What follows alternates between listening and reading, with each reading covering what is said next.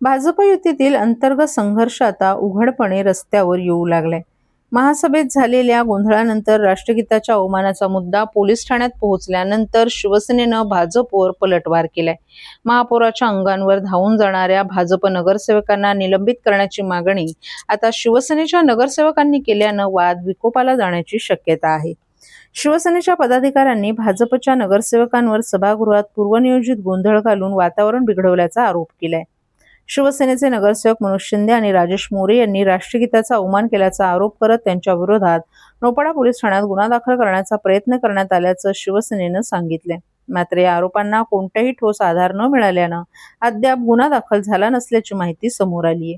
महासभेपूर्वी महापौरांच्या दालनात सर्वपक्षीय गटनेत्यांची बैठक झाली. त्यामध्ये 233 विशेष प्रकरणं, एक लक्षवेधी आणि सदस्यांच्या प्रश्नांबाबत कामकाजाचं नियोजन करण्यात आलं होतं. सर्वप्रथम लक्षवेधीवर चर्चा करून त्यानंतर प्रकरणांवर निर्णय घेण्याचं ठरलं होतं, अशी माहिती शिवसेनेकडून देण्यात आली आहे. सभेदरम्यान लक्षवेधीवर चर्चा झाल्यानंतर भाजप नगरसेवकांनी प्रश्नोत्तराचा तास घेण्याचा आग्रह धरला.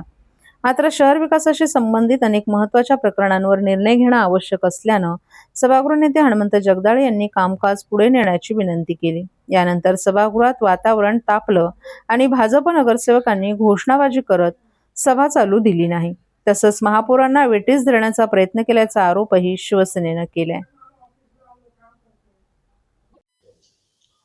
15 मेला महासभा झाली आणि त्याच्यात भारतीय जनता पक्षाच्या नगरसेवकांनी, फक्त भारतीय जनता पक्षाच्या नगरसेवकांनी गोंधळ घातला आणि त्याच्या आधीच्या पण 2 महासभा झाल्या, त्याच्यामध्ये पण गोंधळ घातला.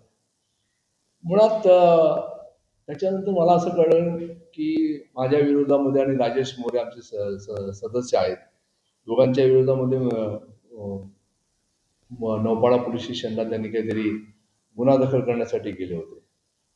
एक तर मला त्या सन्माननीय राज्याचे मुख्यमंत्री पक्षाचे नेते आहेत फडणवीस साहेब आणि रवी जाधव साहेब, हे पण नेते आहे, हे अध्यक्ष आहेत, त्या दोघांना सांगायचं की काहीतरी आपल्याला सदस्यांना समज द्यावा लागेल.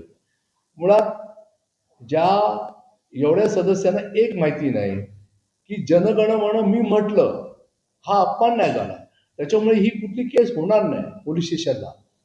ही साधं कायदा त्या सदस्यापैकी कुठल्याही ज्येष्ठ नगरसेवकांना माहीत नाही आणि उठसूट बाहेर जाऊन नौपाड्यामध्ये माझ्यावर गुन्हा नोंदवा अशी मागणी करतात आणि शेवटी पोलिसांना सांगावं लागतं की याबाबत गुन्हा दाखल होऊ शकत नाही. म्हणजे किती बालिशपणा आहे हा.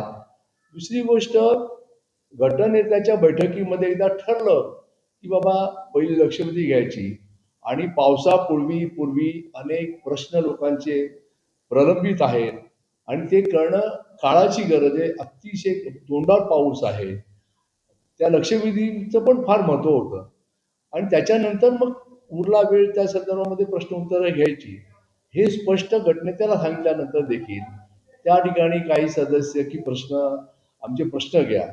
नंतर मी ते पहिले की एवढा आग्रह का प्रश्नाचा का, त्याच्यानंतर कळलं की ते प्रश्न हे शहर विकास संदर्भामधले होते, म्हणजे बिल्डरच्या संदर्भामधले होते.